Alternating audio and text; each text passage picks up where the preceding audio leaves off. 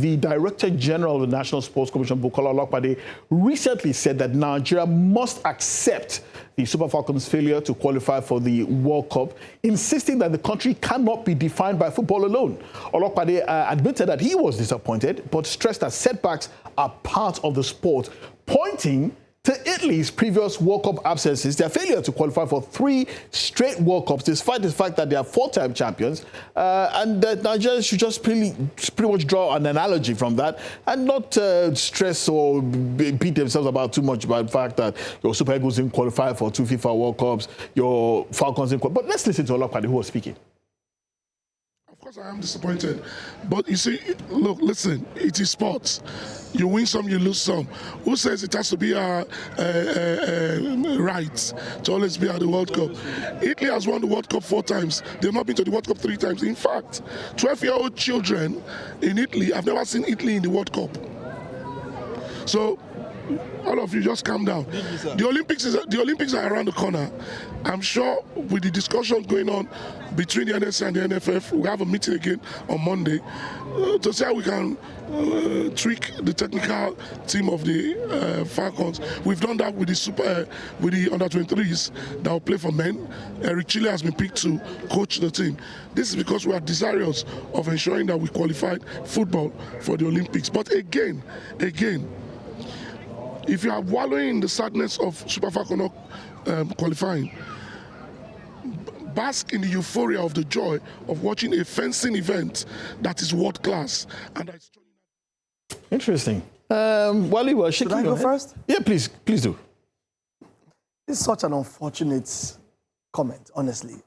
And honestly, when you have people who lack depth and insights, especially when it comes to sport, all due respect to him, because I know his pedigree, right?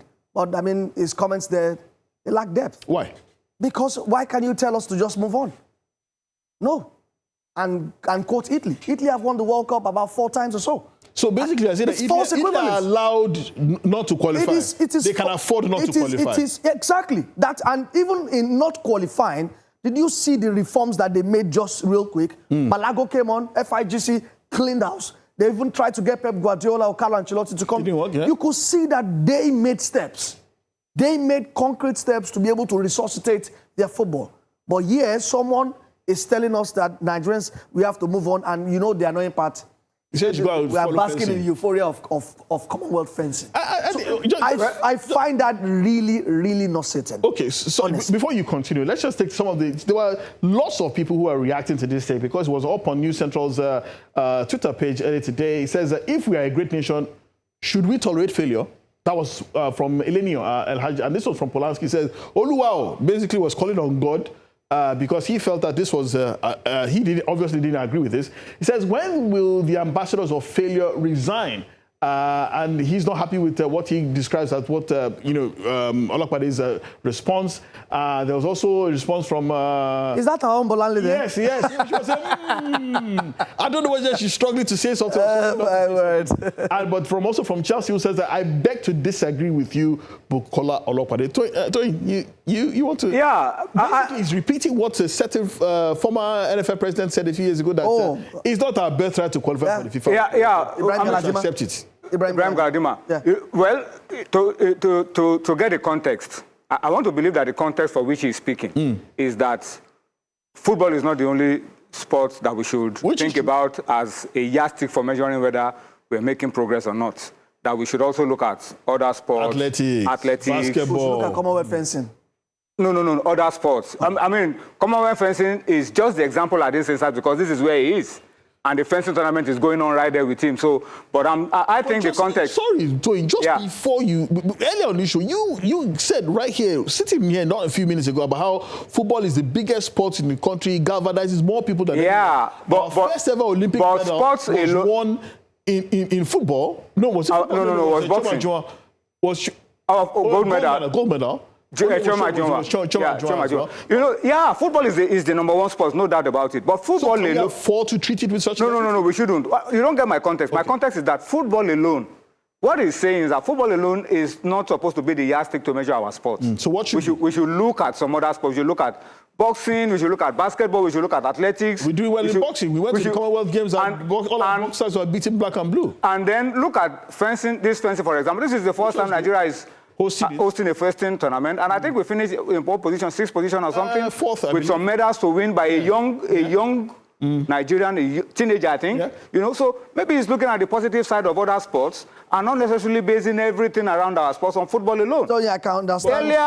Earlier this week, we had a 14-year-old boy winning a chess championship. We had the Scrabble, the team going to the World Championship and emerging as the world #1 Scrabble playing nation in the world. In Ghana, the world NCAA champion for men. So there are some other sports that can define what we've been able to achieve in Nigeria. Yes, we know that football is struggling at this point, but I think the context of it is saying is that take your eyes off football sometimes, look at sports as a whole, not just limit everything on football. Okay, I get that. You want to respond, Wale? I can appreciate your efforts, your valiant efforts to be a DJ and spin all of this. Well, you do recall that Tony was a hold on. Can I land my point? Former special assistant. Yeah, of course, I know that.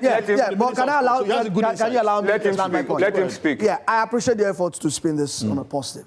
But they say something that Vox Populi, Vox Days, Vox Populi. Yeah. If you look at the cross-section of those who reacted even on social media, let's leave our own here. You could see how people reacted to it and were unified that this was an unfortunate statement from someone who is in charge of running sports in Nigeria, especially a commission that has so much focused its eyes on football for a lot of time. They came and said they were in sports, but we know that they focus a lot on football. Yeah. But most importantly, you should not be saying this. For the optics. There are ways you can spin this, there are ways you can say this, and you don't come out and say that dismissive. Nigerians should... sound dismissive. And it sounded like someone who didn't care about the feelings of Nigerians. That, after all, Italy have not gone to 3 World Cups and they didn't... No. Italy are 4-time champions. Yeah. The Italian football, and he said Italian football itself... Do you know that when Ibrahim Galadima made that World Cup on a bet right, it cost him his job?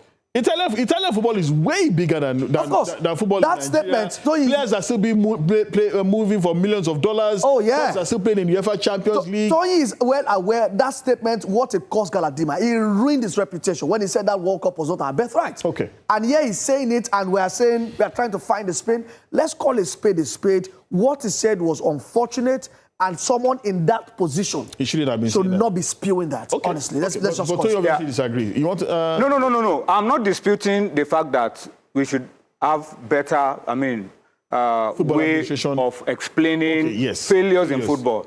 I'm speaking about the context of football alone. Not defining sports in Nigeria. That's what I'm insisting on. Which I agree. Because we must say because let us be factual. The #1 sport in Nigeria is football. It's football. We are disappointed. The sports. We are disappointed in what football has achieved for the men and for the women. But the context for which I am speaking is that football it is not only football. So if you win the AFCON, for example, or you win the World Cup in football, and you fail in athletics, you fail in boxing, you fail in other sports. So you mean weightlifting? Would you say Nigeria is a sport? If Nigeria were to win the World Cup and fail in other sports, we have progressed. Haven't we? No, I won't agree with you. If we had won the World Cup, the men's World Cup. So you would think we have progressed in sports? If the Super Eagles win the World Cup and we fail in other sports, that is there's nothing. No. Let me ask this question. Yeah. Would you take Nigeria winning the World Cup?